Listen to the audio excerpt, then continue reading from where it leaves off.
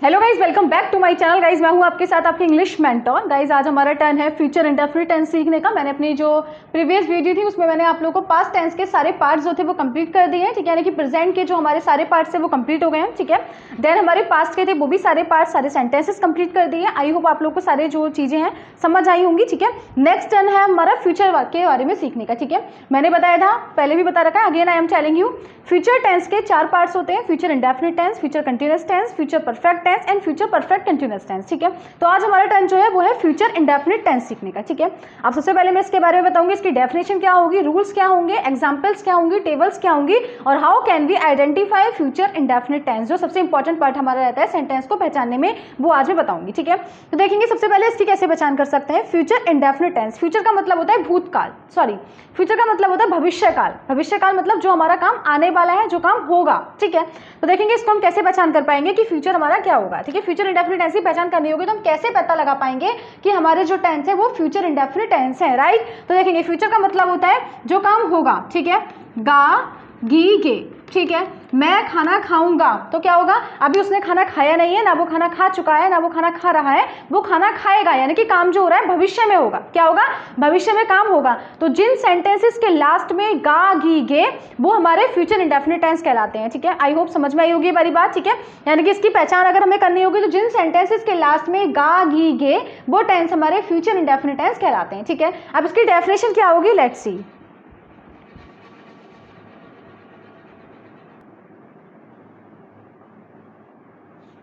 देखिए guys, definition क्या होगी, जिन सेंटेंसेस के लास्ट में गा गी गे, ठीक है, वो हमारे टेंस कहलाएंगे फ्यूचर इंडेफिनिट टेंस, ठीक है। जिन सेंटेंसेस के लास्ट में गा गी गे वो टेंस हमारे कहलाएंगे फ्यूचर इंडेफिनिट टेंस, ठीक है। अब इसकी जो हेल्पिंग वर्ब होगी, हेल्पिंग वर्ब है विल और शैल, ठीक है। यानी कि फ्यूचर इंडेफिनिट टेंस की जो हेल्पिंग वर्ब होती है वो होती है विल और शैल। अब कहाँ पर विल यूज करेंगे और कहाँ पर शैल यूज करेंगे, आइए देखते हैं, ठीक है। तो he she you they and name के साथ में वी विल यूज विल, यानी कि इसके साथ में हमारा विल का यूज होगा। एंड आई और वी के साथ में हम यूज करेंगे शैल का, आई और वी के साथ में हम शैल का यूज करते हैं, ठीक है। और वर्ब की फर्स्ट फॉर्म का यूज करते हैं, ठीक है।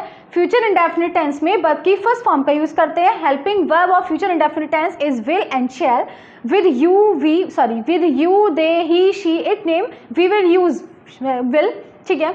And with I and we will use shall, ठीक है। तो आई होप इतनी बात आप लोग को समझ में आई होगी। अब इसके एग्जाम्पल लेते हैं और इसकी टेबल लेते हैं, ठीक है, जिससे कि आप टेबल की हेल्प से आप लोग सेंटेंस को इजीली मेक कर पाएंगे, ठीक है। देखिए गाइस, अब इसके अंदर क्या टेबल क्या होगी, ठीक है। सब्जेक्ट देन विल या शैल, यानी कि दोनों में से एक लगाएंगे, वो मैंने बता दिया कहाँ विल यूज करेंगे एंड कहाँ शैल यूज करेंगे, ठीक है। It depends on your subject, right. Then first form of verb then object, ठीक है। उसके बाद हमारा क्या है, जो हमारा एग्जाम्पल है राम खाना खाएगा, तो सबसे पहले क्या करेंगे, सब्जेक्ट, ठीक है। सब्जेक्ट क्या हो जाएगा, राम, और राम के साथ मैंने बताया था नेम के साथ हमें यूज करना पड़ेगा विल का, ठीक है। तो खाना खाएगा विल और देन ईट द फूड, ठीक है। तो इस तरीके से हम सेंटेंस, अगर अफर्मेटिव सेंटेंस है तो हम इस तरीके से बनाते हैं, ठीक है। तो ये टेबल का स्क्रीनशॉट ले लीजिएगा, क्योंकि with the help of this table you will be able to form the sentences easily, ठीक है। अब हमारा नेगेटिव सेंटेंस कैसे होगा, नेगेटिव देख लेते हैं, ठीक है। इसका स्क्रीनशॉट ले लीजिएगा। अब देखिए नेगेटिव में की बात कर रही हूँ, ठीक है। नेगेटिव में क्या हो जाएगा, सब्जेक्ट प्लस विल नॉट या फिर शैल नॉट, ठीक है। ये वाली बात ध्यान रखेंगे, सब्जेक्ट प्लस विल नॉट या शैल नॉट, फिर then first form of verb then object, ठीक है। जैसे राम खाना नहीं खाएगा, ठीक है। अगर आ जाता है राम खाना नहीं खाएगा तो मैंने क्या बताया, सबसे पहले subject Ram then will not, ठीक है। तो क्या आ जाएगा, विल नॉट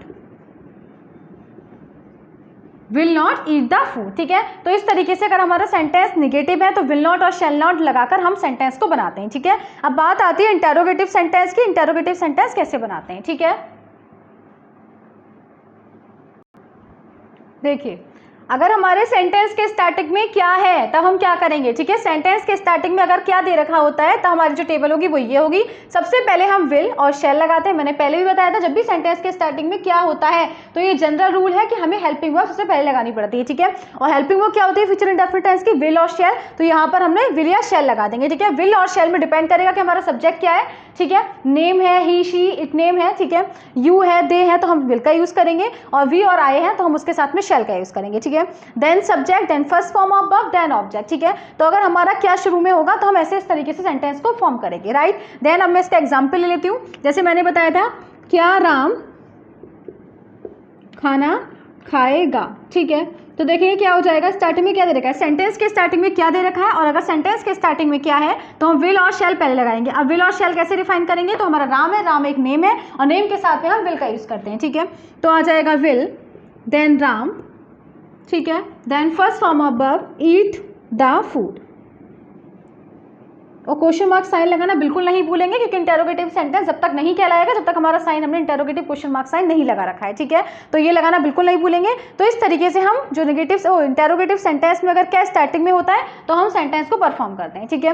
नेक्स्ट हमारा क्या होता है, अगर हमारे बीच में क्वेश्चन वर्ड दे रखा होता है, ठीक है, अगर हमारे सेंटेंस के बीच में क्वेश्चन वर्ड दे रखा है, if question word is given in the mid of the sentence then how we will form it, ठीक है। तो उसको कैसे बनाएंगे तो उसका मैं अभी बताती हूँ आप लोग को, ठीक है। तो आई होप इतनी आप लोग को बात समझ में आई होगी, और अगर कोई भी डाउट है तो प्लीज आप अपने डाउट्स को जो है कमेंट बॉक्स में दे सकते हैं, तो मैं आप लोग की इस क्वेरीज को सॉर्ट आउट कर दूंगी, ठीक है। क्योंकि कोई भी ऐसा डाउट नहीं रहना चाहिए जो आपके बीच में आए और आप ना समझ पाएं, ठीक है। अगर क्या है, if question word is in mid, अगर सेंटेंस के बीच में क्वेश्चन वर्ड है, ठीक है, if question word is in mid, तब हम कैसे करेंगे, ठीक है। अगर हमारे सेंटेंस के मिड में क्वेश्चन वर्ड दे रखा है फिर हम कैसे करेंगे ये देखेंगे, ठीक है। तो इसकी टेबल क्या हो जाएगी, सबसे पहले इंग्लिश, ये जनरल रूल है, अगर किसी भी सेंटेंस के मिड में क्वेश्चन वर्ड है तो सबसे पहले क्वेश्चन वर्ड की इंग्लिश लगाते हैं, ठीक है। फिर helping verb, then subject, then हमारा वर्ब, देन ऑब्जेक्ट, ठीक है। अब देखिए क्या हो जाएगा, सबसे पहले क्या करेंगे, इंग्लिश ऑफ क्वेश्चन वर्ड, ठीक है, क्वेश्चन वर्ड की इंग्लिश, देन हेल्पिंग वर्ब, ठीक है, plus subject plus first form of verb, then object, और दोबारा बता रही हूँ क्वेश्चन मार्क साइन लगाना बिल्कुल नहीं भूलेंगे, ठीक है। अब इसका एग्जाम्पल ले लेते हैं, कैसे, जैसे मैंने लिया था राम खाना क्यों खाएगा, इसी में ले लेते हैं, राम खाना कब खाएगा लिख देते हैं, चलिए, ठीक है, कब खाएगा। तो सबसे पहले क्या बताया था मैंने, अब देखेंगे टेबल देखेंगे, सबसे पहले क्या है, क्वेश्चन वर्ड ऑफ इंग्लिश, ठीक है। तो कब की क्या होती है, व्हेन, ठीक है। सबसे पहले इंग्लिश लगाएंगे कब की, कब क्या होता है, व्हेन। उसके बाद हमें क्या लगाना है, हेल्पिंग वर्ब, हेल्पिंग वर्ब क्या होती है, फ्यूचर इंडेफिनिट टेंस की विल और शैल, राम एक नेम है तो विद नेम वो हम क्या लगाएंगे, विल, ठीक है। When will, then Ram, then first form of verb eat, then the food, ठीक है। तो इस तरीके से हमारे सेंटेंस बनते हैं, ठीक है। आई होप आप लोगों को समझ में आ गए होंगे, ठीक है। अफर्मेटिव, नेगेटिव, इंटेरोगेटिव ये वाली बात समझा दी, ठीक है। अब एक स्पेशल रूल इस सेंटेंस का जो होता है वो मैं बताने जा रही हूँ, ठीक है। इसमें क्या होता है, जहां पर कंपल्सिविटी दे रखा होता है, जहां पे पूरी पूरी, एक तो होता है पॉसिबिलिटी, मैं कल शहर जाऊंगा, ठीक है, पक्का श्योर नहीं है कि वो शहर जाएगा, ठीक है, तो आई शैल लगेगा इसके साथ में, लेकिन मैं कल शहर जरूर जाऊंगा, जहां पर जरूर आ जाए, जहां पे पूरा श्योरिटी है, तो वहां पर हम आई की जगह वैसे शैल लगता है तो विल लगा देंगे, ठीक है। I will go to city tomorrow, ठीक है। जहां पर हमारा अगर श्योरिटी दे रखा होता है तो विल की जगह शैल और शैल की जगह विल लग जाता है, ठीक है। बस इसमें ये स्पेसिफिक रूल है जो आप लोग बिल्कुल ध्यान रखेंगे, और बाकी हमारे फ्यूचर इंडेफिनिट इसी तरीके से बनते हैं। कोई भी डाउट हो, कोई भी एनी क्वेरी हो तो आप लोग जो अपनी क्वेरी को मेरे साथ शेयर कर सकते हैं, मैं सारी क्वेरीज आपको बताने के लिए, सॉर्ट आउट करने के लिए तैयार हूँ, ठीक है। और इंग्लिश को अच्छे से पढ़िए, क्योंकि देखिए इंग्लिश एक ऐसा सब्जेक्ट है, अगर आप लोग 10th में है, 11th में है, 12th में है, तो इंग्लिश जो है वो not only in 12th class तक लिमिटेड है, नो। अगर आप आगे भी कॉम्पिटिशन की प्रिपरेशन करेंगे तो इंग्लिश बेहद इंपॉर्टेंट रोल प्ले करेगी आपके उसमें, ठीक है। और ये सारी चीज़ें ट्रस्ट नहीं, मैं भी एक कॉम्पिटिशन की प्रिपरेशन कर रही हूँ, ठीक है। तो जो मैं भी एक एस्पिरेंट हूँ, तो मैं भी देखती हूँ कि इंग्लिश का जो है ये तरीके से ये है हमारा जो है बेस है, अगर हमारा विदाउट बेसिक्स के हम कुछ नहीं कर पाएंगे, तो अभी से जो बेसिक्स को स्ट्रॉन्ग करिएगा, ठीक है, तभी आगे फायदा होगा। तो इसी को अभी से अच्छी अच्छी चीज़ें जो भी हैं आप लोगों की बेसिक छोटी छोटी चीज़ें हैं, इसी से बड़ी चीज़ बनेगी आगे। अगर आप एसएससी की प्रिपरेशन करेंगे, ठीक है, सीडीएस की प्रिपरेशन करेंगे, तो इसमें जो इंग्लिश आएगी तो इन्हीं सारी चीज़ों से जो है इंग्लिश हमारी कंसिस्ट करती है, इंक्लूड करती है सारी चीज़ें, ठीक है। तो अभी से सारी चीज़ें सीखिए, कोई भी चीज़ ऐसी ना हो जाए जो आप लोग की वीक हो, ठीक है। अच्छे से पढ़ाई करिए, पॉजिटिव होकर पढ़ाई करिए, सब कुछ अच्छा होगा। Have a nice day. और जो भी क्वेरीज हो आप लोग शेयर कर सकते हैं मेरे से, मैं आप लोगों को सॉर्ट आउट कर दूंगी, ठीक है। आई होप समझ में आई होगी। ये जो मैंने आपको फ्यूचर इंडेफिनिट टेंस के बारे में बताया, अभी हमारे 3 टाइप्स के टेंसेस और बचे हैं, और नेक्स्ट में आपको वो भी कराऊंगी, ठीक है। फिर हम एक्टिव, पैसिव, डायरेक्ट, डायरेक्ट सारी चीज़ इंग्लिश में जो होंगी वो कराएंगे, फिर हम अपना जो है कोर्स सिलेबस स्टार्ट करेंगे, ठीक है। तो आई होप सब ये जो वीडियो है पसंद आई होगी, पसंद आई हो तो प्लीज़ इसको लाइक कर दीजिएगा और सब्सक्राइब कर दीजिएगा चैनल को, ठीक है। Thank you and have a nice day, ठीक है। Thank you.